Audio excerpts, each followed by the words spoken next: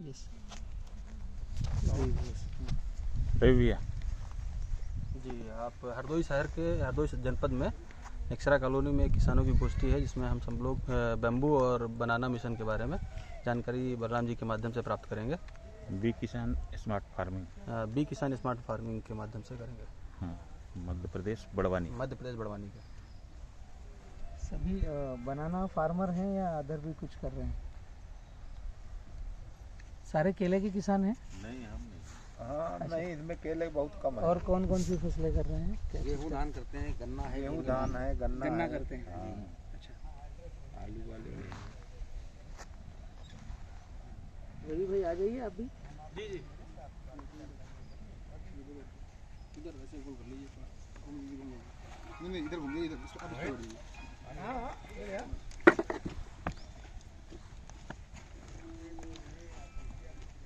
हरदोई में गन्ना काफ़ी ज़्यादा है ना यहाँ पे? हाँ, 4 सुगर मिले हैं यहाँ।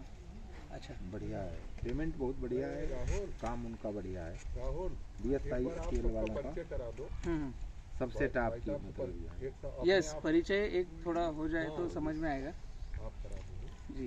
सबका परिचय हमें मालूम भी है ना, वैसे दे देंगे अपने आप दे देंगे। जी जी, अपने आप परिचय दे देंगे। जी, मैं शुरुआत करता हूँ। नमस्कार, मेरा नाम बलराम किसान है और मैं बड़वानी मध्य प्रदेश से आया हूँ और इंदौर संभाग से रिलेटेड है बड़वानी जिला। हम 2006 से किसान पाठशाला रन कर रहे हैं, फार्मर एजुकेशन सिस्टम, जिसका एक मेन लाइन है सीखना और सिखाना। उसी मुहिम के तहत ब्रदर ने हमें कहीं फाइंड किया है और यहाँ पर आप लोगों के बीच में बुलाया है कि कुछ किसान पाठशाला की अलग अलग एक्टिविटीज़ बढ़ गई है, जिसमें हम केले पर काम कर रहे हैं, गन्ने पर काम कर रहे हैं, पपाया पर काम कर रहे हैं और बाम्बू पर काम कर रहे हैं, बांस। हम हर उस काम को टच करने जा रहे हैं जो फार्मर की आय दोगुनी करे, किसान खर्च आधा, उत्पादन ज़्यादा करे, उस विषय पर हम आगे बढ़ रहे हैं। तो यहाँ पर आपके यहाँ जो शुगर फैक्ट्रीज़ है, इनके साथ में भी हम कोलैबोरेशन के साथ जा सकते हैं। ऑलरेडी हम एक इंडिया लेवल पर नेक्स्ट एनर्जी पर काम कर रहे हैं, जो बाम्बू से अच्छा बनता है, as a CNG, bamboo to CNG। लेकिन अभी आपके यहाँ पर कहीं भी बाम्बू लगा हुआ नहीं है हरदोई में। जो मेड़ों पर कुछ कुछ 2-4 भिर्रे लगे हैं, बाम्बू की खेती नहीं हो रही है, जैसे गन्ने की खेती हो रही है। ये ऑल इंडिया में नहीं है, तो कुछ हमने MP में, गुजरात में, महाराष्ट्र में तो चालू करवा दिया है, वहाँ हम यूनिट भी लगा रहे हैं। तो अगर हमें 365 एकड़ का बाम्बू मिलेगा तो हम यहाँ पर हमारा CNG यूनिट लगाएंगे। तो शुरुआत हम कर रहे हैं शुगर फैक्ट्री से। कोई शुगर फैक्ट्री हमसे अटैचमेंट कर लेंगे, हम अभी चर्चा करने वाले हैं। तो उनका प्लेसमेंट भी हम अभी बायोमास के रूप में काम में ले लेंगे। तो इसीलिए ब्रदर ने हमें फाइंड किया और UP में प्रेजेंट कर रहे हैं आपके क्षेत्र में। जी जी, मेरा नाम राहुल सिंह है, पेशे से एडवोकेट हूँ और बी किसान के द्वारा संपर्क में आने के बाद में हमने भी एक नेक्स्ट टू एग्री अपनी एग्रीकल्चरल बेस्ड कंपनी APC बनाई हुई है। उसी के माध्यम से बैम्बू मिशन और बनाना और पपाया और मेडिसिनल और एरोमेटिक में लेमन ग्रास और पामारोजा पे काम करना का शुरुआत किया है। मैं शिवप्रकाश सिंह एडवोकेट और फार्मर भी हूँ। इस साल मैंने केला की खेती की है, उसे गन्ने का मैं सबसे बड़ा सप्लायर इस जिले का हूँ। अच्छा, हाँ, लगभग 20,000 कुंटल प्रतिवर्ष अरे वाह, जो है। और मुझे हर चीज़ की जिज्ञासा जानने की, सीखने की रहती है, तो मैं वहाँ पहुँच जाता हूँ जहाँ कुछ मिलता है। जहाँ कुछ सीखना सिखाना है वहाँ पहुँच जाते हैं। हाँ, वहाँ पहुँच जाते बगैर कहे। और जैसे हमको लखीमपुर भी अगर जाना पड़े तब भी हम चले जाएंगे। अरे वाह, बहुत बढ़िया जी। मैं विश्वराज सिंह, किसान, और आम की बाग है हमारे पास सबसे ज़्यादा, और उसके बाद गेहूँ, गन्ना भी है। अभी कोई कमर्शियल खेती नहीं की कभी, इसी जागरूकता के तहत यहाँ आए। मैं धर्मेंद्र सिंह, मैं धान और गेहूं खेती करता हूँ। केले की खेती करने का इच्छुक हूँ, इसकी जानकारी लेने आया हूँ। मैं चंद्रवीर सिंह, निवासी ग्राम बरेला, धान गेहूं की खेती करता हूँ, पेशे से किसान हूँ। केले खेती करना चाहता हूँ, उसी बारे में जानकारी लेने आया हूँ। राम लखन गुप्ता, सीखने की कोशिश कर रहे हैं, सीखने के उद्देश्य से ही यहाँ पर आए हैं, जानकारी मिले। मैं अमित, नेक्स्ट एग्री जुड़ा हुआ हूँ। मैं अरविंद अधिवक्ता हूं और छोटा सा गेहूं और गन्ने का किसान हूं। आज आप लोगों के बीच कुछ सोचने और समझने आया। होता है वो अन्नदाता की गिनती में है। नहीं, अरे हमारा बड़ा भाई जब सबसे बड़ा है तो हमने कहा हम सबसे छोटे हैं। सभी फार्मर समाज हाँ, वो मोहित सिंह रियल एस्टेट से। नहीं, अरे आप वैसे बड़े हो, हम लोग कर रहा हूँ गन्ने के लिए सीखिए। नहीं, हर चीज। मनीष कुमार मिश्रा, मैं गन्ने की खेती करता हूँ। हर चीज में बड़े हैं आप।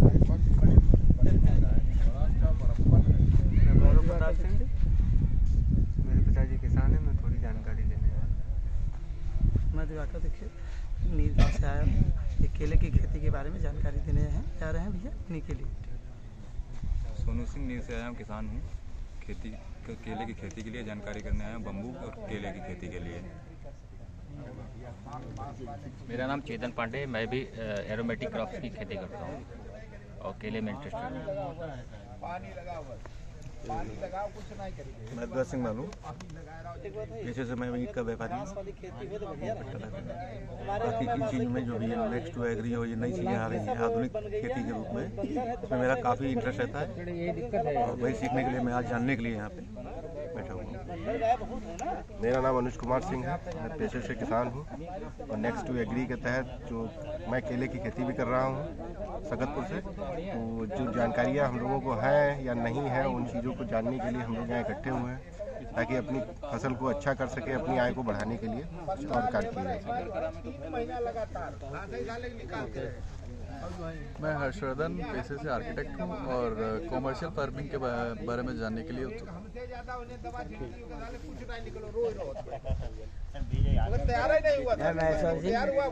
किसान हूँ, गन्ने और गेहूँ की खेती करता हूँ। मेरा नाम सुशांत मिश्रा है और मैं एक किसान हूँ। साथ ही मैं बायोस्टेट इंडिया लिमिटेड में एज ए टेरिटरी मैनेजर काम भी कर रहा हूँ। मेरा नाम शिव कुमार पालीवाल है, कानपुर से आया हूँ पंजाब से मिलने के लिए और मैं पेशे से इंजीनियर हूँ और इस फील्ड में आना चाहता हूँ। वो जलगांव वाले उनने सप्लाई उत्तर प्रदेश। नमस्कार, मैं बी किसान स्मार्ट फार्मिंग पहले वो हुआ ही वाले ले लेते महाराष्ट्र के आसपास और बी किसान स्मार्ट फार्मिंग का चैनल पार्टनर हूँ और पूरे उत्तर भारत में देख रहा हूँ और किसानों के जो भी किसान खेती कर रहे हैं उसमें क्या कमी है उसको बलराम जी के माध्यम से दूर करने की कोशिश कर रहा हूँ। कम लागत में जो है कैसे सुरक्षित। हाँ, मेन बात है और हर 8 महीने दवा छिड़कते रहे, कुछ नहीं मिली। किसान का ज़्यादा उत्पादन ज़्यादा। हाँ, खर्चा कम, उत्पादन ज़्यादा हो, सुरक्षित रहे फसल रहे। एक्चुअली हमने जो समझा है अभी 2006 से हम किसान पाठशाला में रन हो रहे हैं, तो उसमें जब हमने 2006 में एक 16 मित्रों ने किसान पाठशाला ग्रुप रन करना चालू किया तो यह चीज़ समझ में आई कि किसान जो फार्मिंग कर रहा है कहीं वो तौर तरीकों में गड़बड़ी है। एक हमने दैनिक भास्कर के अच्छे कार्टूनिस्ट हैं लहरी, उनका लेख पढ़ा तो वो चीज़ हमें बहुत घर कर गई दिल दिमाग पर। उनका लाइन था, किसान की समस्या का हल है या हल ही किसान की समस्या है। ये दोनों लाइनें जो है ये अपने आप में एकदम सार्थक होती है कि हम किस परिवेश में कैसे खेती कर रहे हैं। पहली लाइन, किसान की समस्या का हल है, इसका ये मतलब होता है कि किसान ग्रसित तो है, समस्याएं तो है उसके पास और उसका इलाज भी है। और गवर्नमेंट है या कृषि विज्ञान केंद्र हैं या जो एग्रीकल्चर के पढ़े लिखे साइंटिस्ट हैं या जो PhD होल्डर्स हैं, वो सभी मित्रों ने क्या किया है, इसी चीज को ठीक करने की कोशिश कर रहे हैं। किसान की समस्या है ये सबको पता है, तो उसको ठीक करने के लिए नए नए तौर तरीके, नए नए आभूषण, नए नए सिस्टम लॉन्च कर रहे हैं। तो दूसरी जो लाइन है,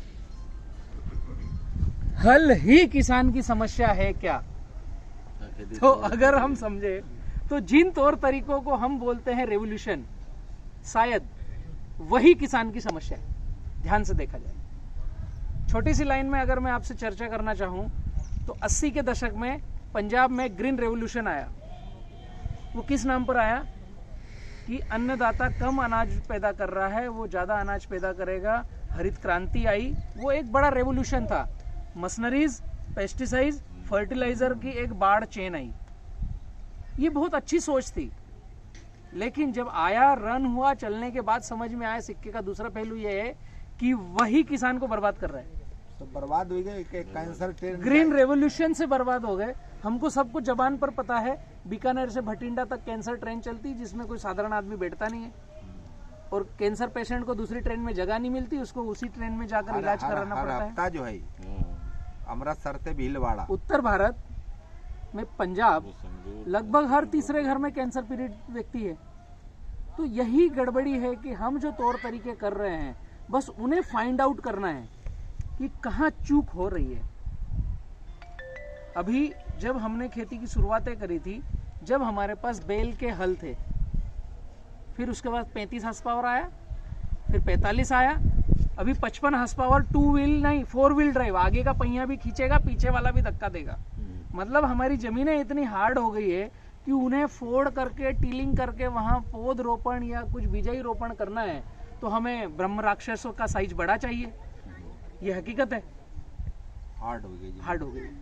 तो जो फास्फोरस और पोटेशियम हम खेत में फिलअप कर रहे हैं, इनके बारे में हमें जो आगे से ज्ञान वृद्धि हुई है वो अधूरी ज्ञान वृद्धि हुई है, जिसको कहा जाता है,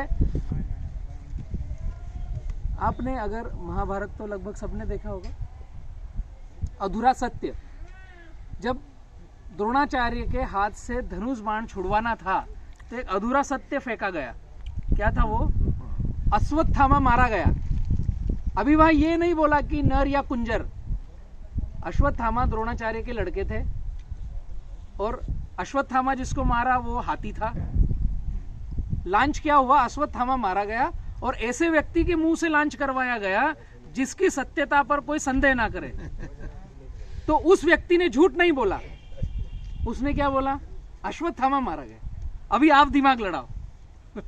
तो डीएपी, यूरिया, पोटास पौधे का भोजन है, अभी आप दिमाग लड़ाओ क्या करना है। वही दुष्कारण है हमारी खेती को बर्बाद करने वाले। उसको अगर सही तरीके से कैलकुलेट करके हमने उपयोग किया। फास्फोरस की एक छोटी सी लाइन है, इसी लाइन को मैं कंप्लीट करता हूं। जितना फास्फोरस हम जो एसएसपी है या डीएपी है जो हमें सोसाइटी से सब्सिडाइज मात्रा में मिल रहा है, उसका लगता कितना है इसके बारे में आज तक किसी ने ज्ञान नहीं बांटा है। हमने अगर 100 kg डीएपी डाला खेत के अंदर तो उसका मात्र 20% लगेगा। ये अभी शायद किसानों तक पहुंचा नहीं है। 80% फिक्स होगा और वही हमारी जमीन को गड़बड़ करता है, फिक्स होता है, जमीन में टॉक्सिसिटी बढ़ाता है, मिट्टी को कड़क करता है, वही फिर हमारे ट्रैक्टरों का साइज बड़ा करता है। हम कितने सालों से एसएसपी यूज कर रहे हैं, कितने सालों से डीएपी यूज कर रहे हैं। जिस खेत में एक बार डीएपी गया वहां 20% तो प्लांट ने अपटेक कर लिया, 80% तो वहीं रह गया, वहीं स्टोर हो गया और वो जमीन के बॉन्डिंग पार्टिकल पार्ट को फिक्स कर रहा है और जितने माइक्रोन्यूट्रिएंट्स के एंजाइम्स है उनके ऊपर फिक्स कर रहा है। ये साइंटिफिक बातें हैं, लेकिन बात वही है कि अधूरा सत्य है। डीएपी पोटास पौधे का भोजन है, लेकिन हम कैसे डालें उसको, फॉर्मेट चेंज, वो करने पर कभी किसी ने जोर नहीं दिया। लेकिन ये बताने वाला कहाँ, वो तो जो है वो हम ये मिट्टी की जांच अगर दें तो हमारे इनकी एक ही वो फेंक दिए सारे इंडस्ट्रियल, वो पीछे फेंक दिए। एक्चुअली ये आया ही वहीं से है जी, ये चीजें आई ही वहीं से हैं। जब सेकंड वर्ल्ड वॉर हुई ना, की जांच कराएं तो हमारे वहाँ पे खेती की एक ही निकली, वो सैंपल पीछे फेंक देते, अपने आप लिख देते। वहाँ पे पैटर्न बना रहता है, पैटर्न रहता है। अगर बलुई मिट्टी है तो उसका ये देना, काली मिट्टी तो उसका ये देना। वो पीछे सैंपल फेंक देते, हमारा तुम्हारा एक ही है, कोई जांच नहीं करता। अब जो माइक्रो न्यूट्रिएंट है उनमें कितनी मात्रा चाहिए, कितना चाहिए, वो की कोई यहाँ लैब ही नहीं है। एक्चुअल में फार्मर को जो ध्यान रखना चाहिए, जो भैया ने मिट्टी की बात करी उसी को मैं कंटिन्यू करता हूँ। फार्मर को खेत में घर पे ही रहकर कैसे मिट्टी टेस्ट कर ले उस पर ध्यान देना चाहिए। एक छोटी सी लाइन है उसके लिए। हम किसान पाठशाला पर लगभग अभी ये जो वीडियो जाएगा इसके तहत 1900 वीडियो हैं। आपको खेती के बारे में कुछ भी गौण चाहिए तो YouTube पर फ्री एजुकेशन है किसान पाठशाला, थोड़ा समय बिताइए और जो पूछना है मृदा परीक्षण कैसे घर पर करें ये डालोगे किसान पाठशाला पर, आपको रेसिपी आएगी। एक सिंपल सा उदाहरण में समझाता हूँ कि हमें खेती में चाहिए क्या सही खेती करने के लिए। तो हमारे खेती का पीएच परसेंटेज क्या है, दूसरा उसमें बायोमास कार्बन परसेंटेज क्या है। ये दो चीजें सही करी तो खेती ऑटोमेटिक सही होगी, वरना कुछ ना कुछ गड़बड़ाएगी। पीएच मतलब पोटेंशियल हाइड्रोजन, हाइड्रोजन की अपनी प्रेशर गुणवत्ता कितनी वो दे सकता है हमें, उसकी एक मापदंड नापने की इकाई है पीएच। तो 6.5 से 7 वो होना चाहिए। अगर 7.5, 8, 9 है तो हमें फर्टिलिटी डालते रहेंगे लेकिन पौधा अपटेक नहीं करेगा, और वहीं 6 से अंदर है तो हम फर्टिलिटी डालते रहेंगे, पौधा अपटेक नहीं करेगा। तो जैसे कई बार मृदा परीक्षण कराया और हमारे सबके दिमाग में आया है कि मिट्टी परीक्षण फेक है, तो हम खुद अपनी आंखों से जांच कर हमारे खेत में कैसे करें बिना पैसे लगाए। तो जब भी हमारा खेत खाली होता है और हम पलटी पलव करते हैं या गहरी जुताई करते हैं कल्टीवेटर, तो उसमें दो चीजें होती है कि जब भी गहरी जुताई करेंगे कुछ उसके ढेपे निकलेंगे, बड़े बड़े ढेपे निकलेंगे। पलटी पलव होता है यहाँ पे, दो कंगा पीछे आता है और ऐसा करके मिट्टी पलटता है। जब पलटी पलव करते हैं तो समतल भूमि और पलटी पलव किया है उसमें मिट्टी का साइज थोड़ा सा हाइट बढ़ जाता है, एक 6 इंच का साइज बढ़ जाएगा। जिस खेत का पलटी पलव किया हमने वहां पर एक तो पलटी पलव करते समय आप दोपहर को 12 बजे धूप में उस मिट्टी को देखोगे तो वो अगर चिकट दिख रही है, एकदम शाइनिंग चिकट और कांच के जैसे चमक रही है, वो जो चकथला टर्न होता है वो स्मूथली चिकट है, तो आपको ये समझना है कि आपके जमीन का पीएच बढ़ रहा है। ज्यादा शाइनिंग देता है मतलब 8 से ऊपर है। दूसरा, जब पलटी पलव होता है उसके 15 दिन के बाद, जिस दिन पलटी पलव किया उस दिन मिट्टी की हाइट अगर 6 इंच की है और 15 दिन बाद हमने नापा साधारण मिट्टी और उसकी हाइट 3 इंच की रह गई, तो आप समझिए कि आपकी मिट्टी का पीएच 7 और 7.5 के बीच में है। अगर ये साइज नीचे नहीं बैठ रहा है ऑटोमेटिक 15 दिन में, वो ढेपा कड़क ही है, नीचे स्लोप नहीं हो रहा है, तो आप मान लीजिए कि आपकी सॉइल का पीएच लेवल 8 या 8 के ऊपर है। ये सिंपल से सूत्र है, हम घर पर टेस्ट कर सकते हैं। तीसरा, जब हम 15 दिन के बाद खेत के अंदर जाएंगे, उसको ढेपे को तोड़ने के लिए पाटा घुमाएंगे या हेरो घुमाएंगे, तो उसके पहले एक बार अपने पैर से प्रयोग करो, जो ढेपे हैं उनको एक किक मारो, पुश करना है। अगर ढेपा फूट जाता है पूरा, 15 दिन के बाद जो पलटी पलव का ढेपा है पूरा फूट गया है एक किक में, तो आपका 6.5 से 7 पीएच है। ढेपा टूटता नहीं है, हमें थोड़ा दुखता है, तो 7 से 7.5 है। और ढेपा हिला नहीं, हमारी लात पीछे आई, मतलब 8, 8.25 का पीएच है आपके खेत का। ये उसकी बॉन्डिंग का पार्टिकल दर्शाता है। इसी के अपोजिट अगर देखेंगे कि 15 दिन के अंदर जो पलटी पलव के ढेपे थे वो पूरे बैठ गए, सामान्य भूमि और ये भूमि बराबर दिख रही है, तो आपका 6 से पीएच कम है, तो भी पौधा भोजन अपटेक नहीं करेगा। सिंपल सी दृष्टि से हम पीएच चेक कर सकते हैं। दूसरा, हमें कार्बन चेक करना रहता है मिट्टी का, बायोमास कार्बन। फसल कोई सी भी लगाएं उसमें 1% के ऊपर कार्बन परसेंट रहना चाहिए। तो जिस भी खेत में हमने जब जुताई करी, हेरो चलाया और फाइनलाइज उसको भुरभुरा करके छोड़ा, अब इसमें हम कोई फसल लगाने वाले हैं, तो उसके पहले पूरे खेत से जो 5 एकड़ की परिधि है, ज़्यादा हो तो 2 सैंपल लो, 5 एकड़ या 5 एकड़ से अंदर है तो 1 सैंपल लेना है। पूरे खेत से एक 8-10 फीट की दूरी पर ऊपर की मिट्टी हटाकर 4 इंच नीचे से मिट्टी लेना है, झोले में रखना है, मिट्टी लेना है झोले में, रेंडम कहीं से भी। तो एक 5 एकड़ में 3-4 किलो का आपका मिट्टी का सैंपल बनेगा। इसको इकट्ठा करना है, इसको लकड़ी से कूटना है। अगर कुछ ढेपे कंकरी बची हो तो वो फूट जाएगी। अब इसमें अगर प्लास्टिक है, लोहा है, तो उसको निकाल के बाहर कर दीजिए। उसके बाद जो मिट्टी है उसको मिक्स करना है, आधा फेंकना है, फिर मिक्स करना है, आधा फेंकना है, फिर मिक्स करना है, आधा फेंकना है। ये 3 से 4 राउंड करेंगे तो जो 3-4 किलो मिट्टी इकट्ठी हुई थी उसमें 100 से 200 ग्राम बचेगा। ये जो 200 ग्राम मिट्टी है इसको आपको टेस्ट करना है घर पे कि मेरे खेत में कार्बन परसेंट क्या है, बायोमास कार्बन। तो आपको क्या करना है, एक कांच का जार लेना है, कांच का गिलास ले लो या कांच का मग ले लो, जो भी हमारे पास, या कांच की बरनी ले सकते हैं जो पारदर्शी हो। उदाहरण के लिए आपने 1 लीटर वाला कांच का बर्तन लिया, समझ में आ रही मेरी भाषा से ली? यूपी में हिंदी तो चलता ही है। 1 लीटर कांच का बर्तन लिया जिसमें आपको 70% पानी डालना है, मतलब 700 ml पानी डालना है, और 30% जो जगह बची है वो जो आपने मिट्टी का सैंपल खेत से लिया वो डालना है। इसको अब हिला दो अच्छे से 15-20 मिनट, 2 मिनट, 4 मिनट, 20 मिनट, जितने में वो मिट्टी पूरी घुल जाए, उस 70% मिट्टी 30% मिट्टी 70% पानी, ये जो कॉम्बिनेशन है ये मिल जाना चाहिए। ये मिलने के बाद इसे छोड़ दो, 20 मिनट हिला दिया, फिर 20 से 25 मिनट छोड़ना है। छोड़ने के बाद आपको दिखेगा कि धीमे धीमे धीमे वो डेटा नीचे बैठ रहा है। जो बड़े कंकर है वो सबसे बॉटम में तलेठी में बैठेंगे, उसके ऊपर आपको कीचड़ की गाद मिलेगी, उसके ऊपर एक मटमैला पानी मिलेगा, और सबसे लास्ट में ऊपर कुछ तैरता दिखेगा, काला काला काला। ये जो काला काला तैर रहा है ये आपके खेत का बायोमास कार्बन है।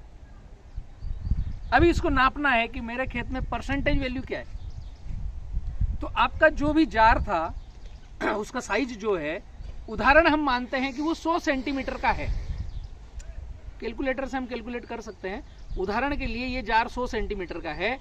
अगर इस जार में ऊपर की लेयर 1 सेंटीमीटर है तो हमारे खेत में 1% कार्बन है। सिंपल सी टेक्निक है, किसी लैब के पास जाने की आवश्यकता नहीं है, घर पे टेस्ट करो।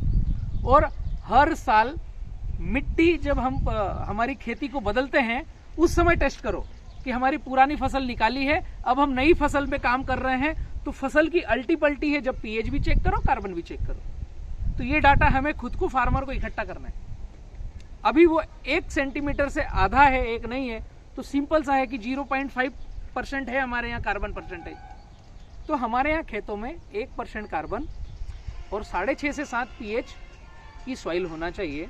पानी का आपके क्षेत्र में मुझे लगता नहीं कोई इशू है, यहाँ का टीडीएस भी अच्छा है, पानी भी मीठा है, पानी एकदम परफेक्ट है आपके यहाँ का। गंगा जी का पानी एकदम नीचे से मिलता है, वो एकदम बढ़िया है।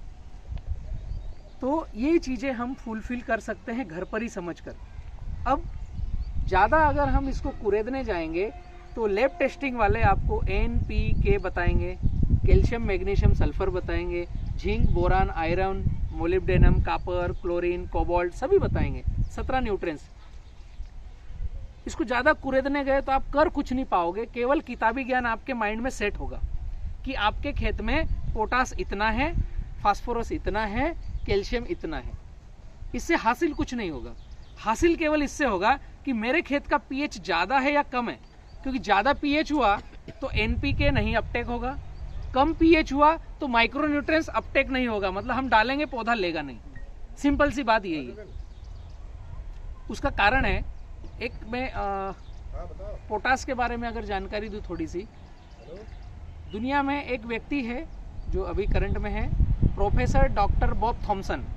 आप अगर गूगल चलाते हैं उसमें डालेंगे प्रोफेसर डॉक्टर बॉब थॉमसन, तो उन्होंने अपना पूरा जीवन पोटास की रिसर्च पर बिताया है। एक ही चीज को पकड़कर उन्होंने अपनी थीसिस लिखी है, बिताया। उन्होंने जब देखा और समझा तो मिट्टी में जो पोटास है, आप लैब टेस्ट कराओगे तो पोटास आएगा कि 1 हेक्टेयर में 300 kg है, जो भी जिसके खेत में होगा उतना आएगा। तो उदाहरण के लिए जो 300 kg है उसमें से 98% पोटाश ऐसा है जो अनअवेलेबल फार्म में है। अभी वो आया भी तो हमारे क्या काम का है, उसका अनअवेलेबल प्रोडक्टिविटी है। अब बचा 2%। उस 2% में 1% ऐसा है जो स्लोली अवेलेबल है, धीमे धीमे लगेगा, आराम से लगेगा, साल खान 6 महीने में लगेगा। मतलब हमारे खेत की अगर मृदा परीक्षण की रिपोर्ट आई जिसमें 300 kg पोटास है, तो उसमें 1% पोटास ऐसा है जो रेडी अवेलेबल है कि हमने प्लांट लगाया और पौधा ले ले। तो उसकी मात्रा कितनी हुई 300 kg में 1%? 3 kg।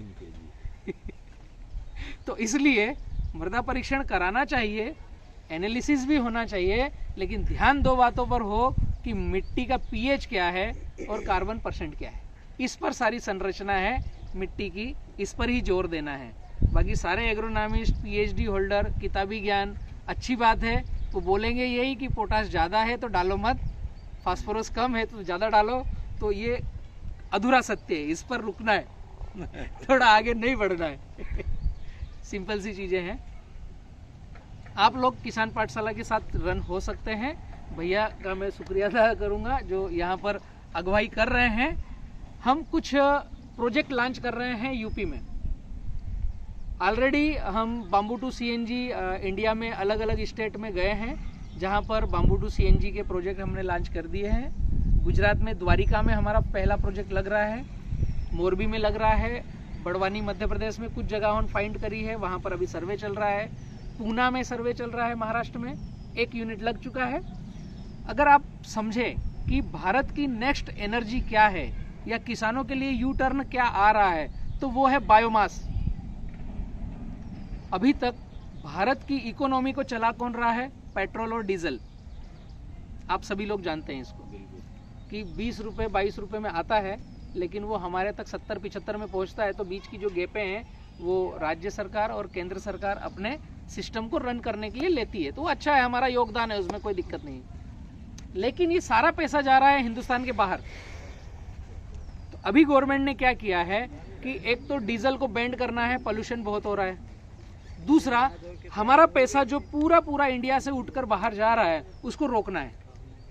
तो हमारी इकोनॉमी सस्टेनेबल होगी, बढ़ेगी और हम डॉलर के कहीं तो टच करने चालू होंगे, डॉलर की दिशा में हम ऊपर बढ़ना चालू होंगे। और सबसे बड़ा चैलेंजिंग है भारत में कि 70% किसान है, 70 से 72%। उन किसानों की इनकम कैसे बढ़ाई जाए? तो सबसे सरल तरीका है कि बायोमास, मतलब खेत में जो भी घास फूस हो या कोई सा भी पेड़ पौधा हो, या सरल शब्दों में किसान ऐसी खेती करे जिससे बायोमास पैदा हो। तो सबसे ज्यादा तेजी से पैदा होता है बांबू से। वर्ल्ड में एक ही पौधा ऐसा है जो दुनिया में सब पौधों से ज्यादा स्पीड से चलता है। Thank you. एक दिन में 1 मीटर तक की भी हाइट लेता है। 1 मीटर 3.25 फीट। और जब कभी कभी बारिश बहुत अच्छी होती है, बिजली कड़कती है, तो 1 घंटे में 1 मीटर की हाइट लेता है। इतना तेजी से बढ़ता है।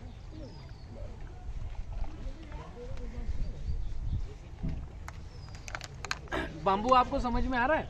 बांस समझ रहे हैं ना?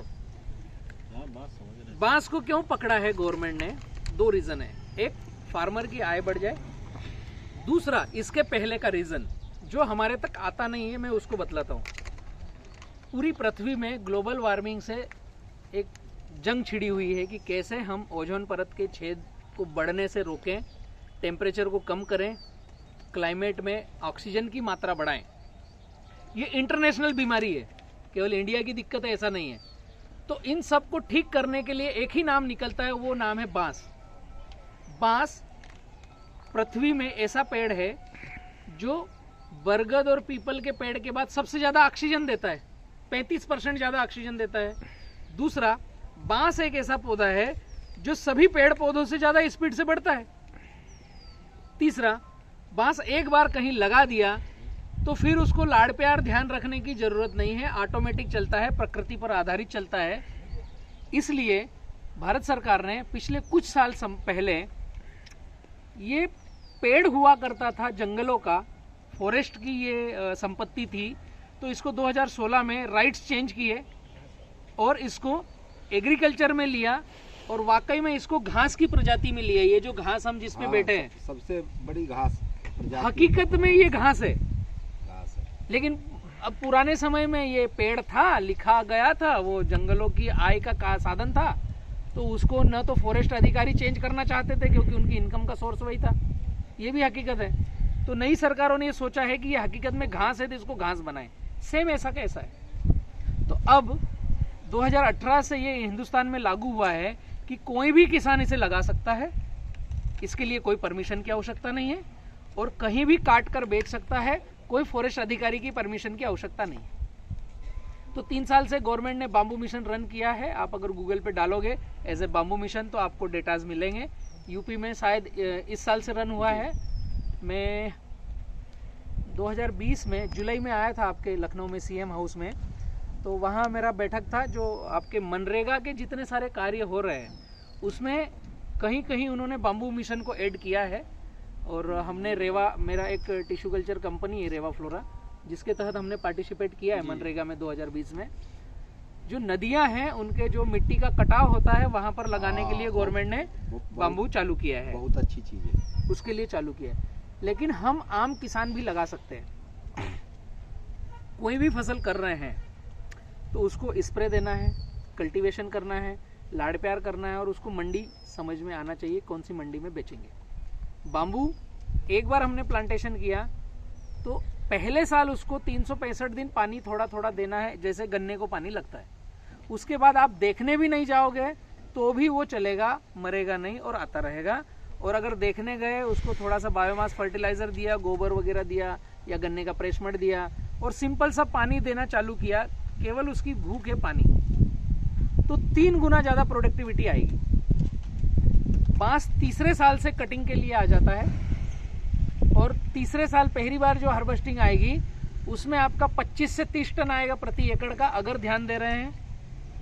नहीं ध्यान दे रहे हैं, नेचर पर आधारित छोड़ दिया है तो 10 से 12 टन आएगा पहली बार जो हार्वेस्टिंग आएगी तीसरे साल। फिर ये 10 साल तक इसकी हार्वेस्टिंग का पीरियड बढ़ता रहता है, ये साइज बढ़ाता रहता है, हर साल अपना साइज बढ़ाएगा, नया जो पिलर आएगा उसका साइज मोटा आएगा। चौथे साल अगर लाड़ प्यार कर रहे हैं, ध्यान दे रहे हैं तो 40 टन आएगा, 5वें साल 50 टन आएगा, छठे साल 55 से 60 टन आएगा। ये 10 साल तक अपना साइज बढ़ाता है, वेटेज बढ़ाता है। 10 साल के बाद ये फिर एक जैसा साइज चलता है 100 साल तक। जब तक उसका बीज नहीं आएगा तब तक वो आपको उत्पादन देगा और हर साल कटिंग होगी और हर साल आपको बायोमास मिलेगा। तो बाम्बू टू CNG हम जो जा रहे हैं प्रोजेक्ट को लेकर के, तो किसानों से हम 3 रुपए kg का बायोमास परचेस करने की बात करते हैं।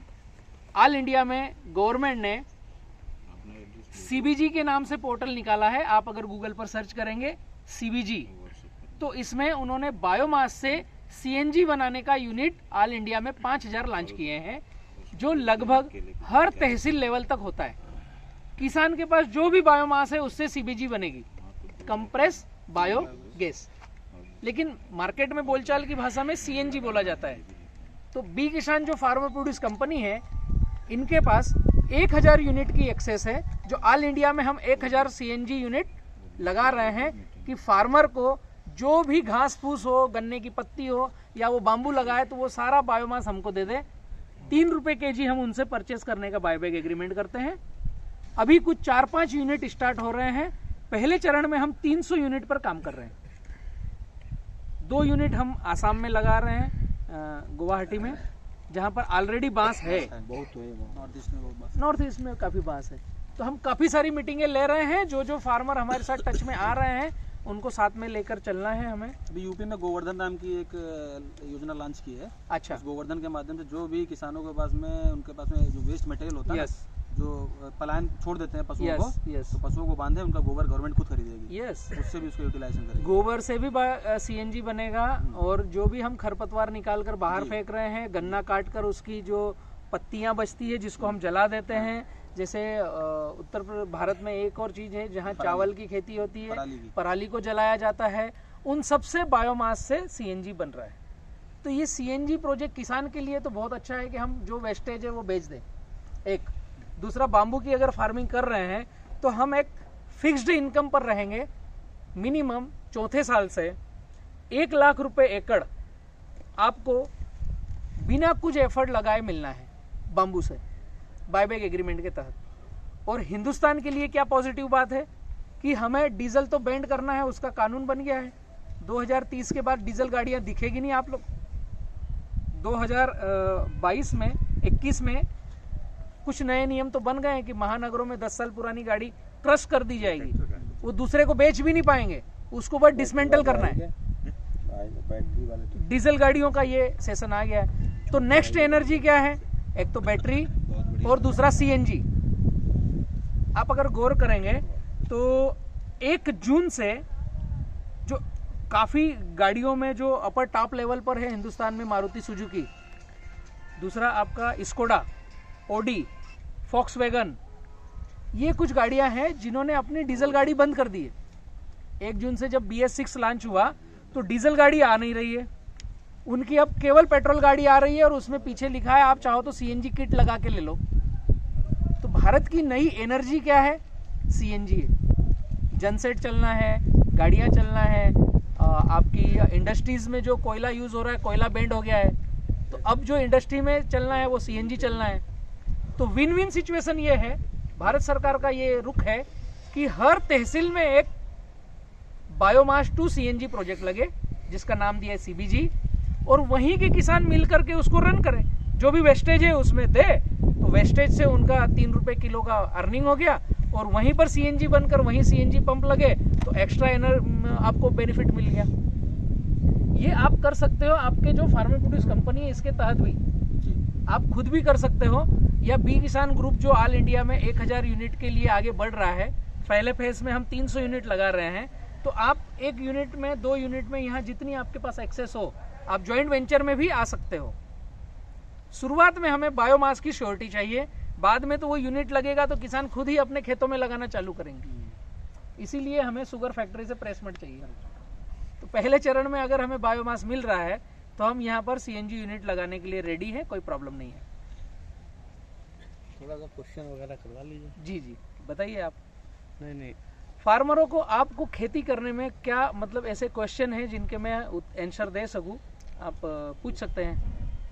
केला आपको जिज्ञासा है या बाम्बू टू CNG है, या आप जो खेती कर रहे हैं उसमें अगर कोई क्वेश्चन हो तो आप दीजिए।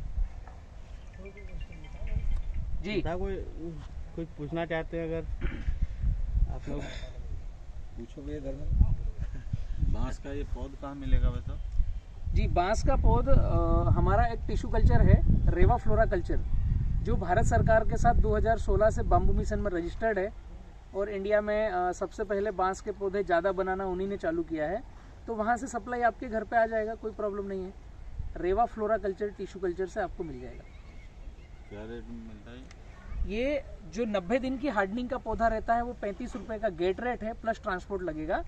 और जो पौधा 50 दिन की हार्डनिंग का है, उसके नीचे राइजोम आ जाता है, वो फिर मर नहीं आती है और वो उसका हर सूट बड़ा निकलता है, वो 1 साल से 1.5 साल तक वहाँ लेब में रहता है, तो वो 50 रुपये का रेट है उसका, प्लस ट्रांसपोर्ट। 1 एकड़ में कितना लगेगा? 1 एकड़ में लगभग 1000 प्लांट लगाना चाहिए। गवर्नमेंट के नॉर्म्स से आपको 400 पौधे लगाना है।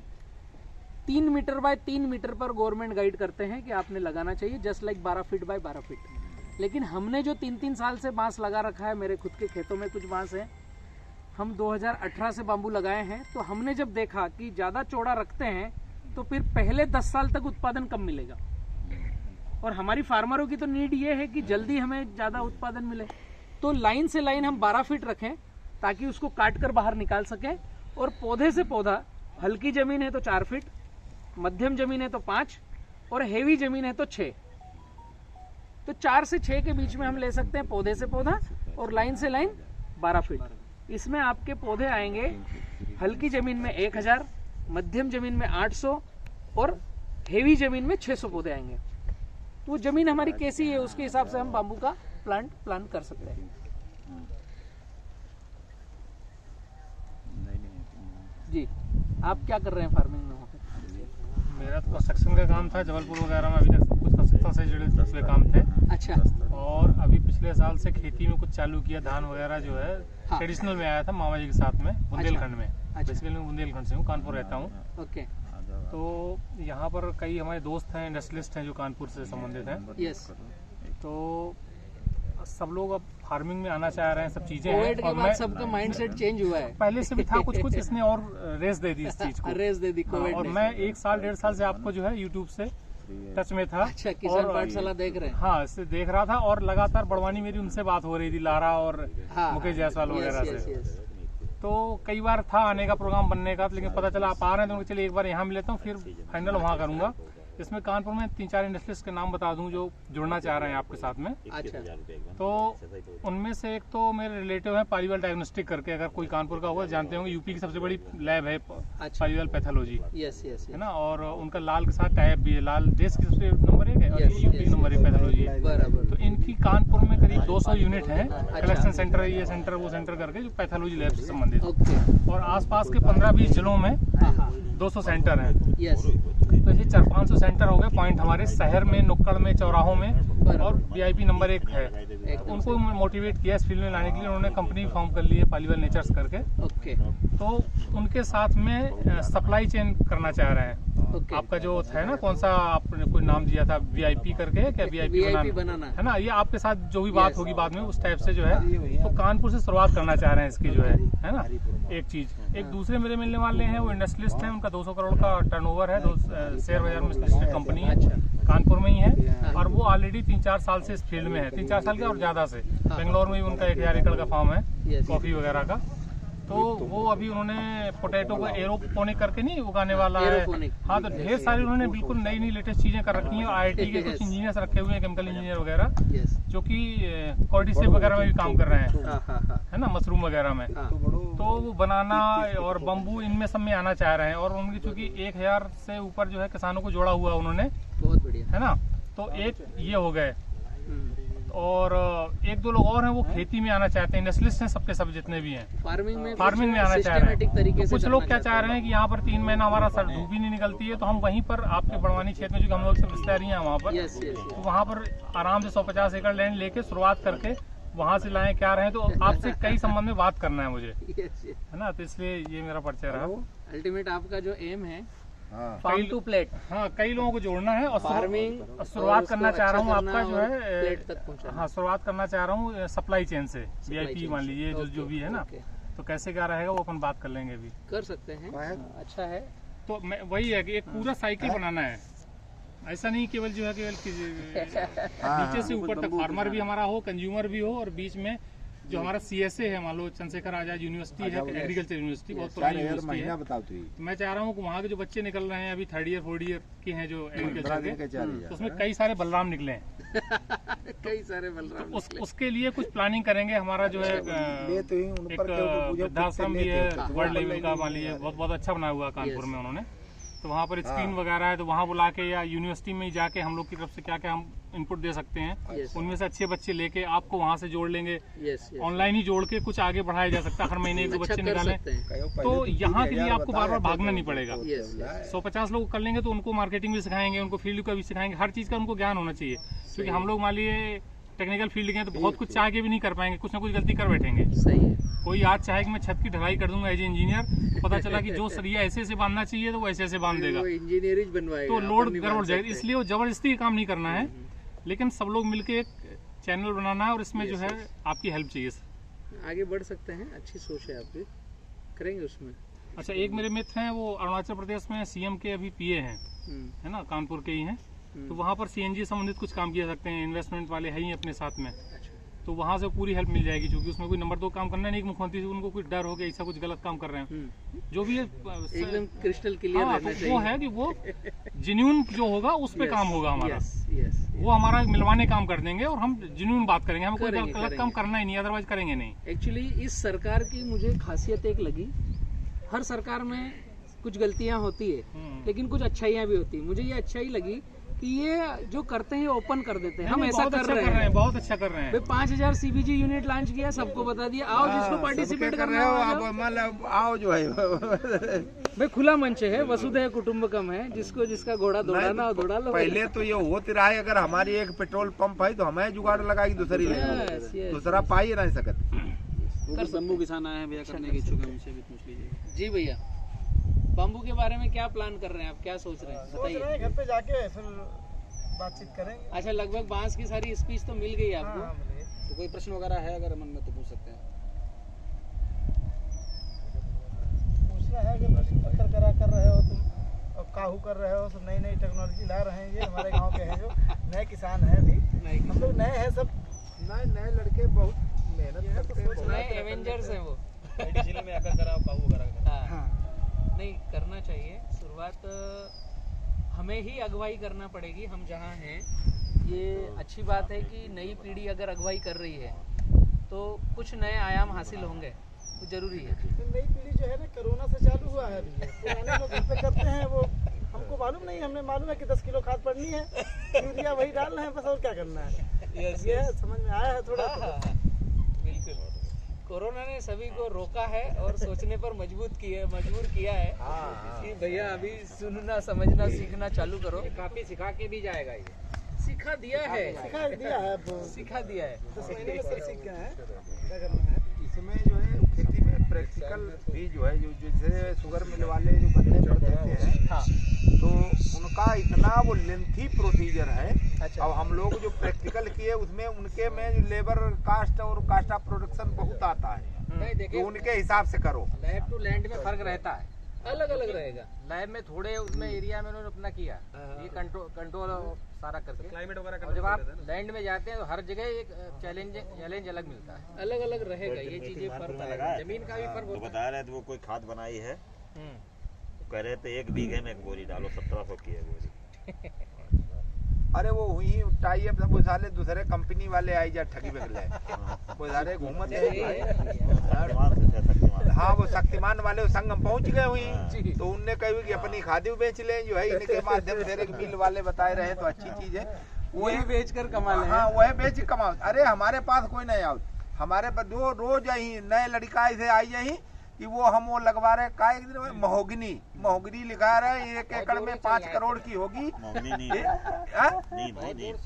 हाँ, 1 एकड़ में 5 करोड़ की होगी 5 वर्ष में। हम आपको मिलना चाहते थे, हमके सुनो जो बेवकूफ दूसरों मिले, हमके यहाँ दाल नहीं गली, हमके महोगनी ऐसे सारे वो लगवा के चले गए। सागौन मालाबार नीम, हाँ मालाबार नीम और सागौन लगवा के चले गए, जो है कि 80 रुपए पेड़ दे, वो है 15 रुपया वालों पेड़ 80 रुपया में दे गए।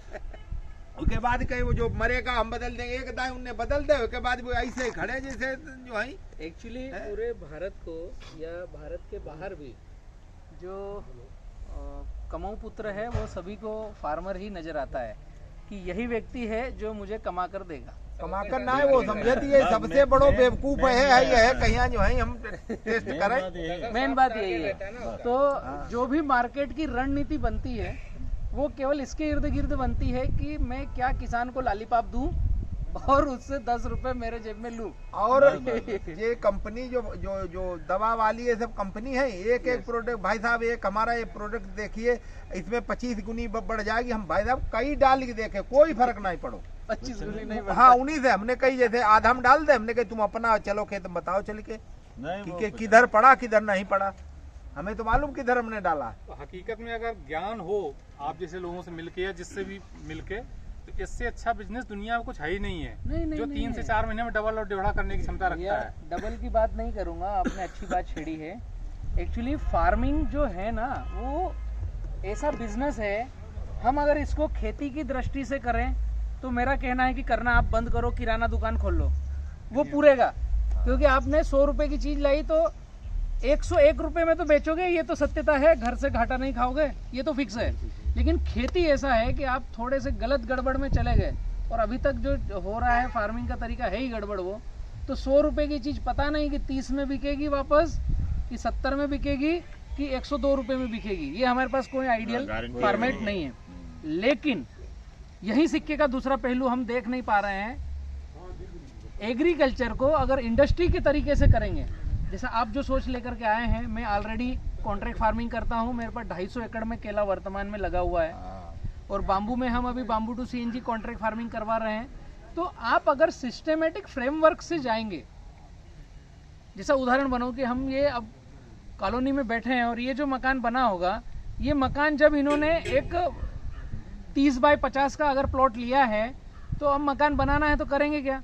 पहले जाएंगे इंजीनियर के पास, भैया इसका नक्शा बना के दो, हमें किचन यहाँ चाहिए, लेट बाथ यहाँ चाहिए, बेडरूम यहाँ चाहिए, और 2 मंजिल चाहिए, गैलरी यहाँ पर चाहिए। तो ये पूरा फ्रेमवर्क आता है ना, एक मकान बनाते हैं तो भी। तो ऐसा किसानी अपनी खेती का कोई फ्रेमवर्क नहीं बनाता है कि हमें 2021 में फार्मिंग करना है। तो आपका कोई कृषि सलाहकार, एक कृषि डॉक्टर होना चाहिए ना। इसीलिए हम पूरे भारत में क्रॉप डॉक्टर को लॉन्च किए हैं। हर घर में हम चाहते हैं किसान खुद अपना क्रॉप डॉक्टर बन जाए, या कम से कम उसके पास एक खिड़की ऐसी हो जहां अपना फ्रेमवर्क बनवा ले कि भैया मुझे केला लगाना है और मेरा बजट इतना है, मुझे कैसे लगाना है और कैसे रिटर्न आएगा। ये लगाने से पहले अगर हमारे पास टेबल पे है तो हम इसका उत्पादन अच्छा लेंगे, वरना गड़बड़ आएगी। धन्यवाद। हमारे पास कई ऐसे फार्मर हैं जो केले में फ्रेमवर्क के थ्रू आगे बढ़ रहे हैं। तो पहले साल जब हम केला लेते हैं रेसिड्यू फ्री, बी किसान ग्रुप कभी भी हार्मफुल पेस्टिसाइड फर्टिलाइजर को रेकमेंड करता नहीं है। हम बात करते हैं रेसिड्यू फ्री। हम जो अन्न खा रहे हैं इसमें क्या केमिकल युक्त कैंसर देने वाला अन्न है या बिना केमिकल वाला अन्न है। तो हम जब भी गाइड करते हैं रेसिड्यू फ्री की, तो आप अगर केला लगा रहे हैं तो 22 रुपये 50 पैसे का आपको उसका फर्टिलिटी का भोजन का हम रिकमेंडेशन देंगे, लगाने से लेकर कटिंग तक। आपके यूपी में लगभग 20 रुपए के ऊपर नीचे पौधे की कीमत है, तो ये हो गया 42 रुपये 50 पैसे। और मजदूर मैनेजमेंट, बिजली बिल, आपका कल्टीवेशन, निदाई गुड़ाई, ये सब 10 रुपये पौधे का खर्चा लगभग आता है ऊपर नीचे। तो ये आपका हो गया 52 रुपये 50 पैसे का।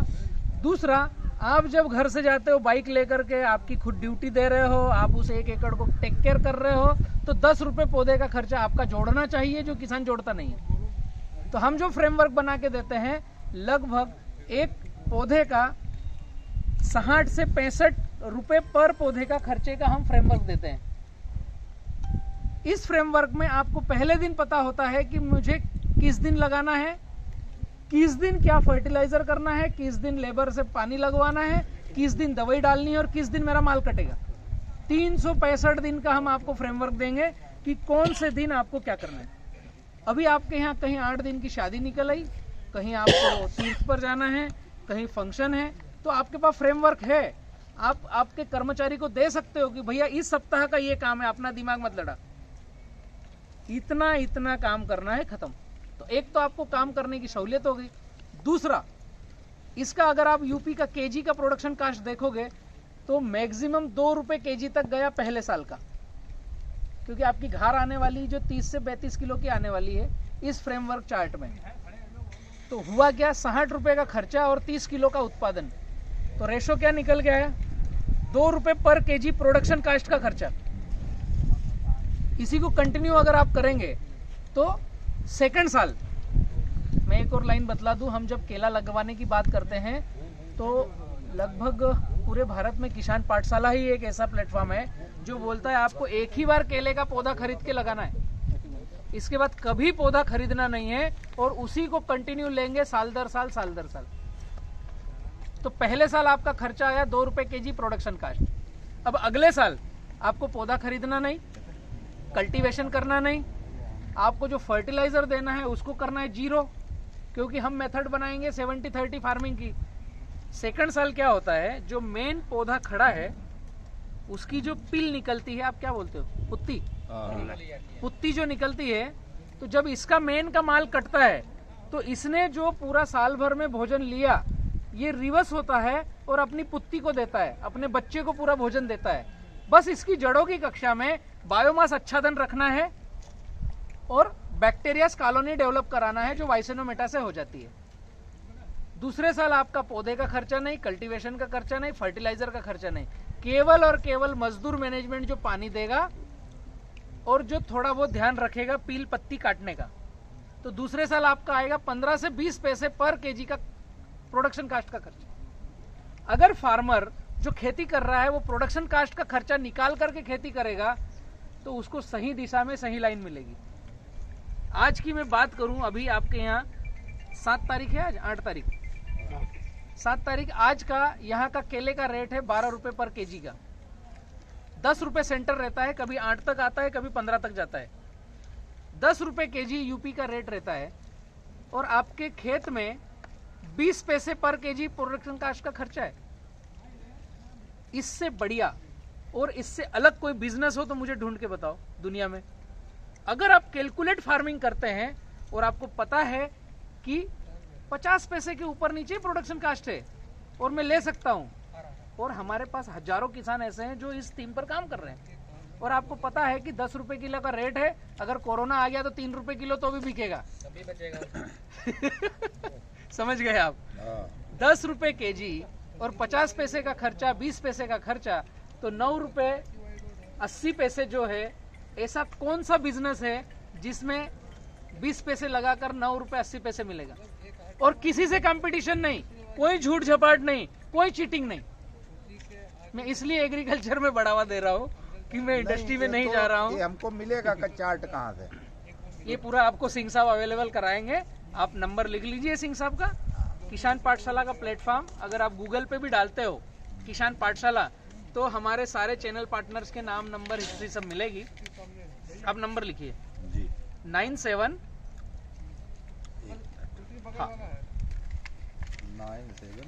541 3822। आप सिंह साहब हैं, आर के सिंह। 541 13822। यस, आप उत्तर भारत का प्रतिनिधित्व कर रहे हैं। किसान पाठशाला और भी किसान से इनको ऑन हुई है ये चालू घंटी करोगे तो आएगा इस पे। ये इनका फोन है। नहीं, हम कहीं जैसे वो ये सेवा में नहीं है, जैसे आप यहाँ से चले जाओ के बाद ये है बताओ तो करो कि सेवा में नहीं है। इसके लिए मैंने आपको प्लान भी बोला है। ये वो 100 नंबर है जो ये आप जो है भाई यहाँ मारे जान लगो, डायल करो 3 घंटा तले में मार के चले जाए आदमी। तो एकदम सही बात है। इसी के लिए आप इनको बाद में फोन करना, पहले आपके बच्चे से बात करना है, रवि भाई से बात करना है, जो किसान पाठशाला का यहाँ प्रतिनिधित्व करेंगे। ये अच्छी बात है। एक बार नंबर बता दीजिए। 97 जी 541 जी 3822। आर के सिंह। बी किसान ही एक ऐसा नंबर है जो रिपीट कॉल आता है, नहीं उठा तो रिपीट कॉल आएगा। इतने सारे फोन कॉल का ट्रैफिक है और हमारे पास इतनी संख्या है, लगभग हमारे पास 10 नंबर 3822 के हैं। क्या नाम भाई साहब? आर के सिंह। ये अभी आ रहा है फोन। जी जी मेरा आ रहा है। हाँ, डायल किया ना आपने जी। ये प्रूफ हो गया, घंटी बज रही है।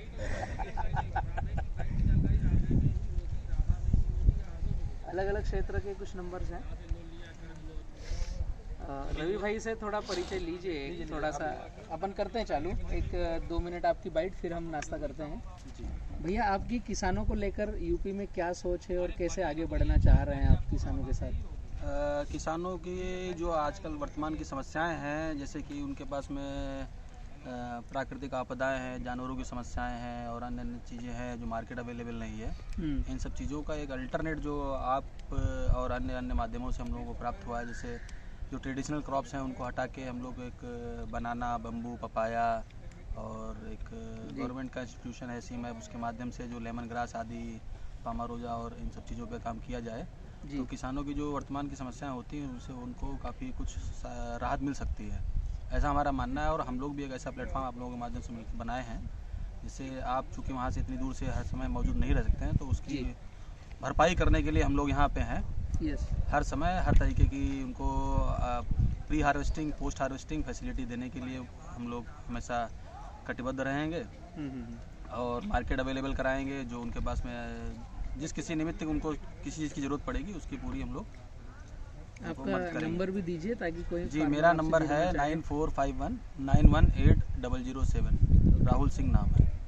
नेक्स्ट टू एग्री हमारी एपीसी कंपनी है, जो फार्मर प्रोड्यूस कंपनी है, जो इस जनपद में और अड़ोस पड़ोस के डिस्ट्रिक्टों में काम कर रही है। थैंक यू किसान।